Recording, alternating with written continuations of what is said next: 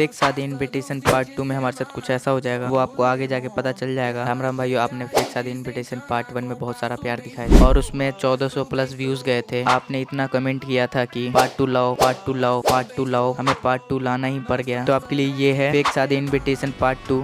पहले तो मैं तैयार हो जाता हूँ और मैं घर से निकल जाता हूँ और आज मेरे साथ करण, आर्यन और निहाल जाने वाला है। फिर हम सब निकल जाते हैं और गार्डन में जाने से पहले मैं इन दोनों को भेज देता हूँ और थोड़ी देर बाद मैं और आर्यन गार्डन में एंट्री मार देते हैं। मुझे ऐसा लग रहा था कि अब तो मुझे कोई कुछ कहेगा ही नहीं। ये बोलने के बाद फिर एंट्री गेट पे ही वीडियो बनाने लगता हूँ। जस्ट मेरे पीछे ही गार्ड था। ये करने के बाद मेरे अंदर ओवर कॉन्फिडेंस कुछ ज्यादा ही बढ़ गया था। तो फिर मैं सोचता हूँ अब मैं दूल्हा दुल्हन के साथ फोटो खिंचाऊंगा।